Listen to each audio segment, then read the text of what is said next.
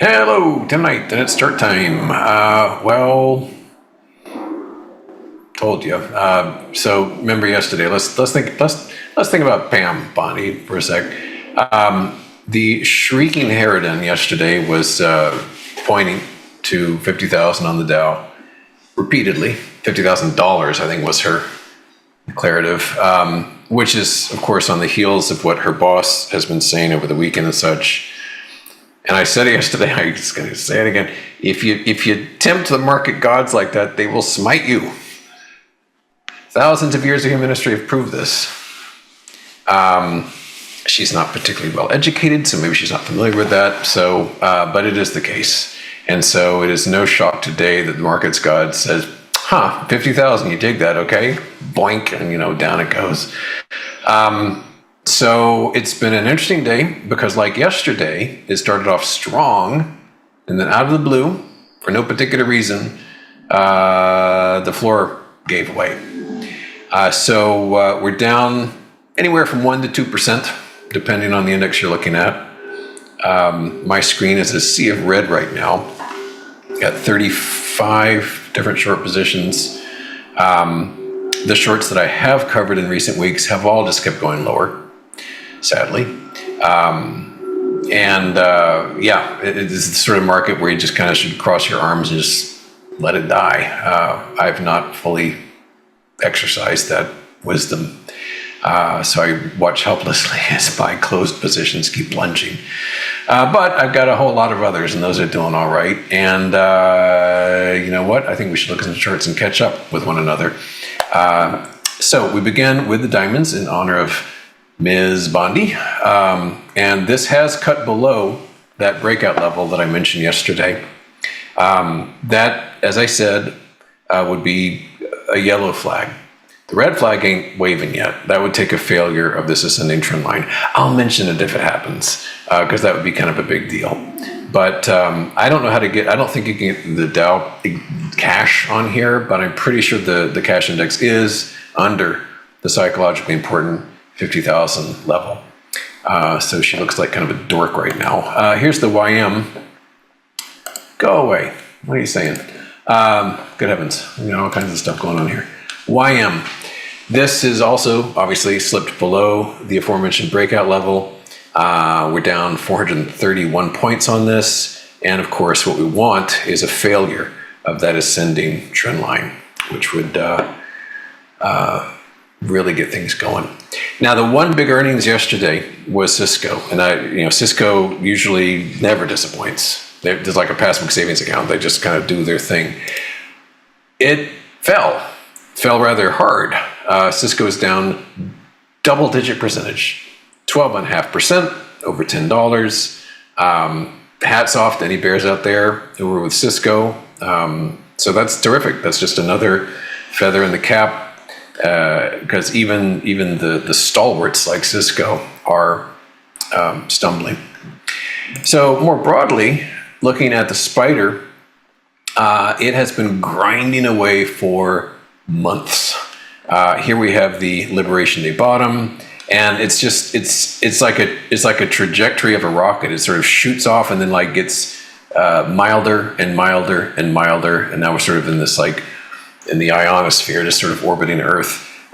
So this has gently relaxed into nothing, and as you can see here, in recent weeks, it has been just undergoing a series of rallies and falls, rallies and falls, rallies and falls. So we're in the midst of a fall right now, but this is an enormous amount of distribution going on. But happily, we did not achieve lifetime highs with this round. We have, for the first time, achieved a lower high, looking at yesterday's peak. So maybe that's, it's a very, very modest lower high, but maybe that's a bit of a signal. The kinds of thing I've been avoiding, as I said, is the defensive plays. XLP is at another lifetime high. It's up 1 2/3%, even on a day like this. Everyone's rushing to safety. People make soap bars and shampoo, I suppose, but XLP doing quite strong, and I'm nowhere near the thing. Emerging markets, good Lord, come on. Emerging markets have been exceptionally strong until this morning. Korea and not China so much, but Japan definitely. Asian market's been blasting higher 2, 3, 4% every night. And that seems to have taken a bit of a stumble. My biggest day trade today was EFA, which this is not, so I don't know why I mentioned it. It's coming up next. But EEM and EFA I'm watching because these are beneficiaries of these vaulting moves higher. But we do have at the moment a bearish engulfing pattern on this, away from those lifetime highs set earlier today. EFA, exact same deal. It looks like we're heading toward the new lows for the day across the board. That's pretty cool, just in general. But EFA, also a big old bearish engulfing pattern. But this is not some kind of big sea change. I mean, there's been lots of bearish engulfing patterns along the way. There's been a lot of red bars along the way. The only point I'm making is that things like Japan have been blasting to incredible levels because the U.S. market got really. I was reading an interesting article this morning about Bitcoin volume, crypto volume has shriveled up because it's dull. You've got a massive altcoins which are worth a penny, and then you've got Bitcoin which is barfs every day, and so people have stopped trading it, and they're going for like stuff they would never have dreamed of trading earlier, which is like the South Korean stock market because it's going berserk. So Asian market's very strong, but we are seeing a bit of a reversal today there. Closer to home, IWM. This has worked out great. You and I, well, I said it, you listened, have been talking about the price gap here, which has been our good friend because that has been an anchor to watch for any sort of stop loss, which did not happen. We got dangerously close to it yesterday, but did not cross the line. And we've fallen today, and we've erased the gains from several prior days. And so, yeah, that's worked out nicely. But we have not broken the ascending trend line yet. So, the past couple of days, slumpage hasn't been based on really anything. Maybe if some news comes out, we'll actually crack these things. But it's helpful. And beneath the surface, the kinds of stocks that I've been short are the ones that I tried to stop myself from shorting because they were insane. Things like with quantum computing and spaceships, stuff like that was white hot a month ago. It would have seemed foolish to short, but those have been the real winners. Over in Techland, the cubes are down. The NQ is down 462 points. The cubes themselves are down about 1.8% right now. We have been bouncing around this range since September. Literally, we're the price we're at now is the same price we were in September. In spite of all the press releases and the product announcements and the profits and the revenues and all that, it's just like grinding away in this enormous distribution top. And politics and finance will collide if this thing breaks. Because as I said yesterday, the only thing the man's got left to point to is the stock market. If that falters, his snappy dressing style, I don't know. I mean, it's over. So, they're going to do everything they can to prop this pig up. FNGS, the FANGs, are also slipping hard, 2.57%. I wanted to show you FNGD, but the data hasn't adjusted for the stock split, so it's a mess. But I bought in size early today, FNGD, got it at a great profit a couple hours ago, and probably be kicking myself tomorrow for not owning it still, because it took a nice lift, because this thing's tumbling, because the whole AI scare trade is sweeping the nation. Everyone's freaking out, especially about software companies, SaaS companies, just getting wiped out. What else is cooking? SMH. This is probably my one blunder of the day. I came into the day short SMH, and I'm a bit of a penny waste, so I covered it straight away, even though it did not violate the stop. Shame on me. Huge bearish engulfing pattern on this now. It did not get to a lifetime high. It got incredibly close to it, as you can see. Barely fit an index card between those points, but it did not violate the high. So again, shame on me. Should have stuck with it. But there it is, and I would not be surprised at all to see this continue falling tomorrow.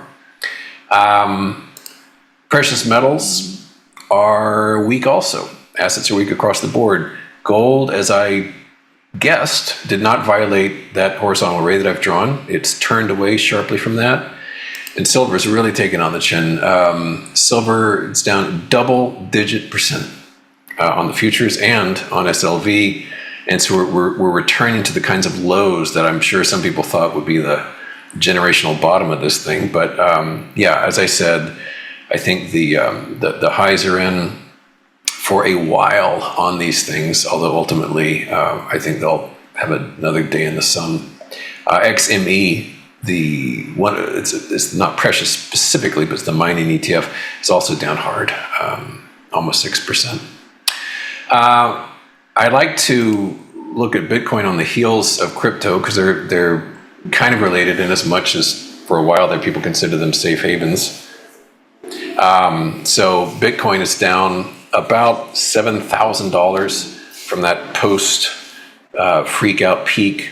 We are getting in the neighborhood of where we were last Thursday when everyone's hair was on fire. And as I said yesterday, if we crack 60,000, which again, big round number, psychologically important, then people will get very agitated, depending on which side they're on. Michael Saylor's strategy is also down for obvious reasons, about 2.5%. I'd made mention of some of the dynamite short positions that I had gotten out of. Here's a couple or three of them. Arthur J. Gallagher, which in fairness, if I had hung on, I would get out today because that's looking like a, this cursor's stuck, hang on. Back. That from time to time. Hope you can still hear me. Because the show's less interesting without my voice. But anyway, there's a candle on that. So if one were short this, I would say take those profits because that's looking like a pretty good bottom on that one. Boston Scientific, BSX, kind of the same deal. Maybe I won't kick myself so hard. These actually are pretty safe places to cover. CoStar, CSGP. This is also continuing to fall hard, 5.5%. But there's just been a lot of terrific individual plays out there on the short side. One item that I'm long puts and short, and it's doing nicely, finally, is Dell. Down double digits, over 9%. What I want to see is a completion of this head and shoulder top. We are very, very close to that. You can see. That's a terrific looking pattern. There are some earnings still tumbling out. Not your Amazons and your Apples, but kind of still medium-sized, interesting. One is Applied Materials, AMAT, and I don't have any positions in any of these because they're sort of dull. But Applied Materials, that'll be one worth watching because that'll help inform the whole semiconductor space. Arista Networks, ANET, kind of a mess of a chart, but here again, worth watching because it's very richly valued and will be indicative of networking sector. Dash, which I am short, is tumbling down nicely, 7.3% right now, and it's below this pretty decent topping pattern right there. And one other one which I've always kind of thinking about getting long if it gets to the right price, but I'm not touching it right now, Rivian, R-I-V-N. There's a price gap right here. If it falls down there and doesn't break it, might be worth a shot if it seals that price gap. So, boy, we're just going to nail the bottom of the hour here. Perfect. Just in closing, this is the NQ. I don't know what that's doing there, but let's get rid of that. But here's the NQ, and we've been just, as I said, grinding away since September. It will take a lot to bust below this pattern, some kind of meaningful event or news or something. As it is now, we're just a rubber ball. But it's been a good day for rubber balls, at least the red ones. So anyway, we'll wrap up tomorrow. 3-day weekend to celebrate our presidents on Monday. So I'll see you tomorrow, and we'll see how things are cooking. Take care. Bye-bye.